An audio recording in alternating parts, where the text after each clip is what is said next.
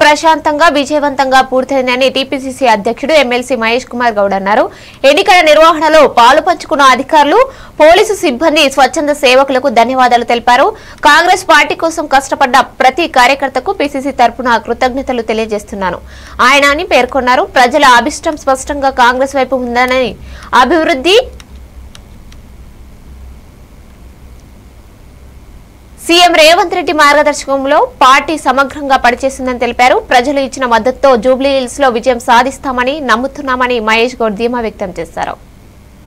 ఉప ముఖ్యమంత్రి బట్టి విక్రమార్క గారు, గౌరవ మంత్రివర్యులు, శాసనసభ్యులు, శాసన మండలి సభ్యులు, కార్పొరేషన్ చైర్మన్స్, అదేవిధంగా కాంగ్రెస్ సీనియర్ నాయకులు, మహిళా కాంగ్రెస్, యువజన కాంగ్రెస్, ఎన్ఎస్వై సేవాదళతో పాటు వివిధ డిపార్ట్మెంట్ల యొక్క చైర్మన్లు అందరూ కూడా ఈ నెల రోజులుగా ప్రజలకి మేమిచ్చిన అభివృద్ధి సంక్షేమాన్ని చెప్పడంలో విజయవంతమైనారు. ప్రజలు మేమిస్తున్న సంక్షేమం పట్ల, మేమిస్తున్న అభివృద్ధి పట్ల సంతోషంగా ఉన్నారు. కాబట్టి పెద్ద ఎత్తున కాంగ్రెస్ పార్టీకి మద్దతు వచ్చినట్టుగా తెలుస్తా ఉంది. ఏది ఏమైనా మంచి మెజారిటీతో కాంగ్రెస్ అభ్యర్థి నవీన్ యాదవ్ గెలుస్తారనేటువంటి ఆశ ఉంది.